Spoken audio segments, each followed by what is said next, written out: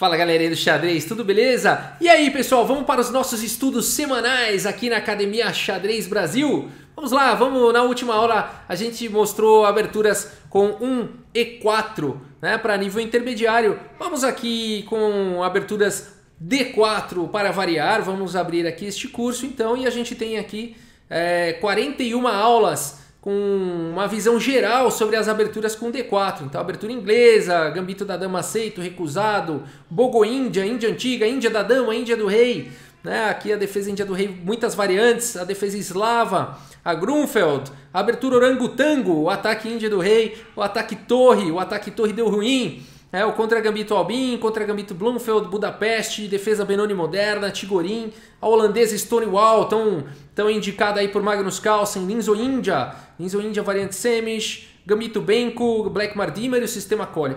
Então aqui realmente a ideia desse curso não é entrar profundamente em cada uma dessas aberturas, mas dar uma pincelada geral, tirar as ideias principais para ir conhecer de fato essas aberturas, né? Vamos pegar aqui alguma delas aleatoriamente aqui, a Benoni moderna, vamos pegar aqui essa defesa Benoni moderna e vamos lá. Defesa Benoni moderna, fazendo acontecer com as pretas. Não foi até os sucessos de Fischer e Tal nos anos 50 e 60 que os grandes mestres em geral perceberam que o jogador de pretas podia legitimamente lutar pela iniciativa desde os primeiros movimentos sem correr riscos extraordinários.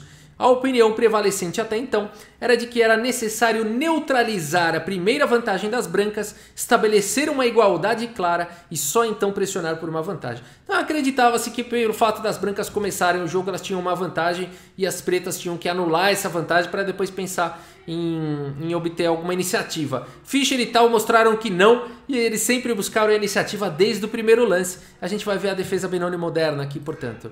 A maneira mais razoável de se dar um contra-ataque ativo com o jogador de negras é selecionar uma abertura que lhe permita lutar pela iniciativa desde o início. A Benoni moderna é um exemplo perfeito.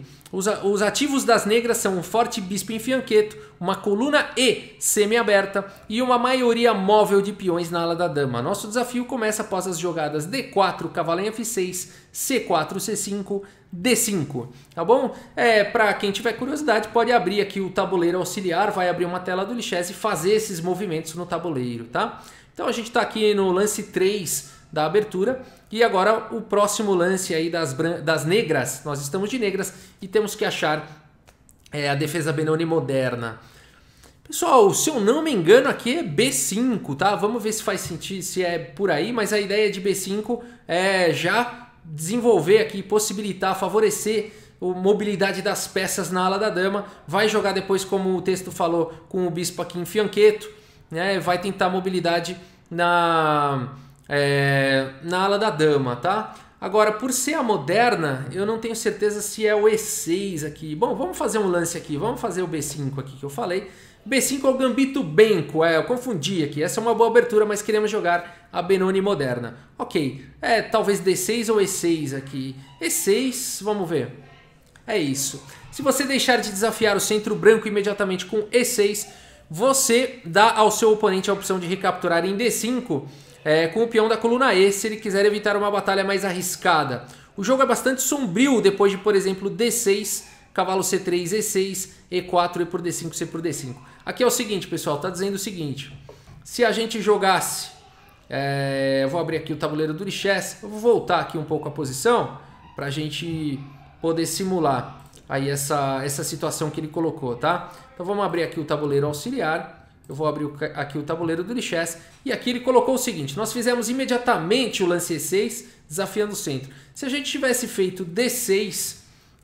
aqui ele coloca que depois de cavalo C3, se eu não me engano, E6, E4, peão por aqui, e por D5, tá? Ele fala que o jogo é sombrio nessa variante, então por isso jogamos imediatamente o lance E6, tá bom? Então vamos voltar lá na academia.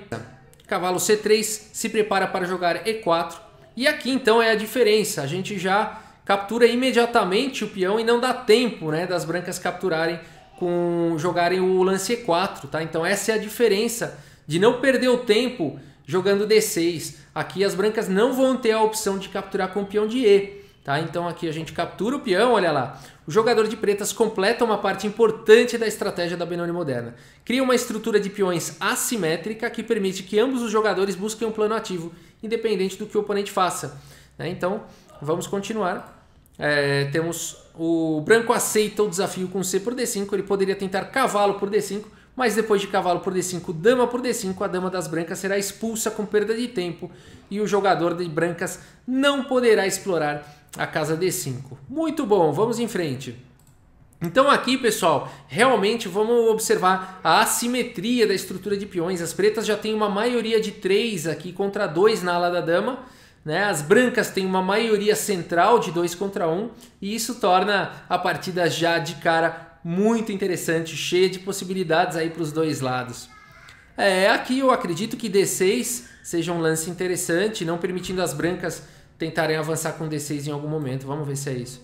Mantém os peões centrais das brancas sob restrição. Vamos embora. E4 dá ao jogador de brancas uma boa vantagem espacial no centro, perfeito.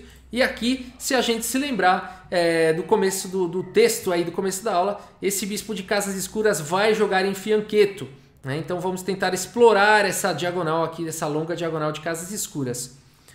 Eu estou só pensando se as brancas não estão ameaçando E5 aqui, gambitar esse peão. Eu acredito que não, acho que dê para jogar G6 aqui.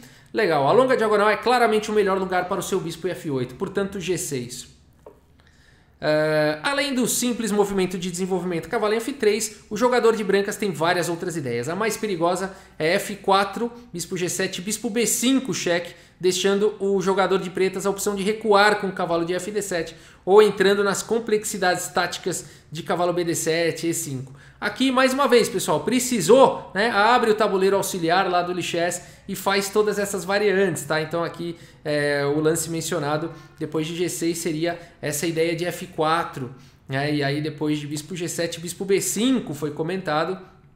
E aí, depois do cavalo de F voltando, né? Ou se tivesse jogado aqui, viria E5 com bastante dificuldade aqui para as negras, né? Dá para perceber que as brancas estão bem melhores nessa linha, tá? Então aqui seria uma possibilidade, né? Então além desse lance de cavalo em F3, as brancas poderiam ter tentado aí F4, tá?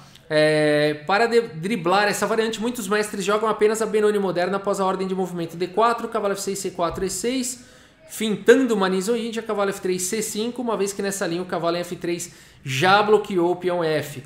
Então alguns jogadores de negras para entrar na Benoni moderna fazem uma outra ordem de movimentos, esperam as brancas jogarem cavalo F3 para então entrar na Benoni moderna, para não correr o risco de levar o F4 ao invés do cavalo F3 aí. Interessante isso, tá? Bastante interessante. Bom, vamos lá, vamos em frente. E aqui acredito que bispo G5, bispo G7 faça sentido. Eu tô pensando se não é melhor jogar um cavalo D7 aqui, cavalo BD7, para evitar uma ruptura aqui com E5. Eu gostaria de fazer esse lance. Suas opções viáveis são limitadas. Ok, não gostou aqui desse meu lance. Vou jogar bispo G7 imediatamente. Seu bispo se torna uma peça poderosa examinando a diagonal longa aberta após bispo G7. Beleza.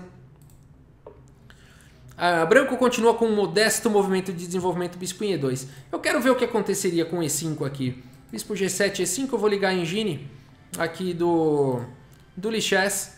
Eu quero dar uma olhada aqui. Por que não jogar E5? Até poderia, né? Até poderia, mas dá ligeiramente melhor para as negras. Depois de D por E5, bispo B5, cheque. Cavalo de B em D7, roque. Seria um gambito interessante, né? Roque.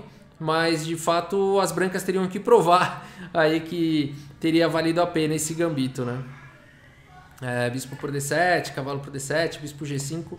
Eu começo a acreditar que realmente não tenha tanta compensação assim não, né? Então acho que foi por isso que não jogou E5. Tudo bem, vamos voltar lá para a academia. Está explicado. E voltamos para cá. Legal! Então, bispo E2 simplesmente desenvolvendo. E agora eu acho que é hora de dar roque, né? Vamos dar roque aqui antes que seja tarde. Nada pode ser feito com prudência se o rei não estiver seguro. Portanto, roque. Idem aqui para as brancas. Fazem roque colocando aí o rei em segurança. Bom, aqui eu acho que cavalo BD7 faz sentido. Eu acho que torre 8 também é um lance bem ativo que já ataca o peão aqui de E. Vamos fazer torre 8? É o lance alternativo, ó. Normalmente é jogado após a inserção do par de movimentos A6 A4. mas isso não deve alterar muito depois de cavalo D2 e cavalo de B D7. Leva a uma linha complicada de jogo em que as pretas devem andar em uma corda bamba para a igualdade de acordo com a teoria atual. Ok, então A6, pelo visto o texto recomendou. Vamos ver cavalo D7, pense em contra-ataque. Ok, então vamos lá. A6 prepara uma avalanche de peões na ala da dama. Então aqui as pretas querem mesmo buscar a iniciativa, já atacar na ala da dama no começo da partida. Mais tarde, B5, B4 poderia espantar o guardião principal do peão E das brancas. Então as pretas estão ameaçando B5, B4, atacando o cavalo que está protegendo o peão G4. Legal, vamos em frente. A4 restringe as ambições das negras na ala da dama no momento. O enfraquecimento de B4 é irrelevante. Então aqui as brancas impediram o lance B5. Podemos pensar aqui em desenvolver o cavalo, hein? O cavalo aqui em D7, vamos ver. Essa variante é provocativa, você deve percorrer um caminho estreito para contra-atacar. Bom, aqui a ideia realmente é o ataque. Vamos ver com torre 8. Torre 8, cavalo BD2 e cavalo BD7 leva uma linha complicada de jogo em que o preto deve andar na corda bamba, tá bom? Bom, então aqui não me resta mais nada além de B6, será? Vamos ver. B6 às vezes é jogado nesse tipo de posições para impedir que o peão branco das brancas avance para A5 e ou trazer a torre de A8 para E7 via A7. Mas aqui o jogador de pretas tem um plano muito mais direto. Bom, muito bom, vamos pedir uma dica aqui, eu não estou conseguindo encontrar. Talvez dama C7, vamos ver, eu vou pedir uma dica. Branco tem mais espaço, alivie sua cãibra. Brancas têm mais espaço, alivie sua cãibra. Será bispo G4 com ideia de trocar peça? Mas por que a gente trocaria? Ou será cavalo de F aqui em D7? Vamos ver. Essa variante é provocativa, também não é. Tá bom, vou pedir a solução aqui. Vou pedir a solução. Bispo G4, é. Vamos ver qual é a ideia por trás. Vamos ver se o texto vai explicar aqui. O jogador de preta se compromete a desistir do par de bispos, mas permite que ele lute por E5, livrando-se do cavalo F3 das brancas. Trocar uma peça menor torna muito mais fácil para o jogador de negras manobrar em seus quartos apertados. Se as brancas jogarem cavalo D2, então bispo por E2 e dama por E2 dará boa jogada ao jogador de pretas, porque uma torre chegará em E8 em breve. Caso contrário, o jogador de pretas geralmente continua com cavalo B8 D7 e dama D8 E7, restringindo o peão E4 e preparando por B7 e B5. As posições típicas de meio jogo oriundas da Benoni moderna são, na maioria das vezes, assuntos complexos em que o melhor tático vence, embora a estratégia não tenha um papel pequeno. Olha aí, jogadores táticos, tá aí uma boa opção de jogar a Benoni moderna. De fato faz sentido jogar o bispo G4 antes de cavalo BD7, buscar essa troca, né, enfraquecer aqui o domínio de E5, faz bastante sentido de fato esse lance. E aqui concluído, então, a gente tem essa aula concluída, mostrando, né, então, os conceitos da Benoni moderna, que são a busca pela iniciativa logo no começo da partida, a estrutura assimétrica de peões, 3 na ala da dama contra 2, né, 3 contra 2 na ala da dama, ficando com uma minoria central de 2 contra 1, onde tudo pode acontecer. São partidas bem arriscadas, como o texto colocou, né, são muito táticas, realmente, e mostram uma grande possibilidade aí. Jogadores táticos podem colocar aí no seu repertório para jogar aí a defesa Benoni moderna. Tá bom, pessoal? É isso. Espero que tenham ficado claras aí as ideias principais da Benoni moderna. Nada de decoreba, tá, pessoal? Nada de decorar lance, nada de buscar aí estudos profundos de abertura. Isso é coisa aí para mestre. Acima de 2.300, segundo os grandes mestres, o estudo de aberturas começa a se fazer necessário aí no nível profissional competitivo. Fora isso, é importante conhecer os nomes das aberturas, as ideias principais, os planos que em geral são utilizados, e só isso, tá bom, pessoal? Para nós. Beleza, é isso, espero que vocês tenham gostado aí desse vídeo. Muito obrigado pela sua audiência, um grande abraço para todos vocês e até a próxima, valeu!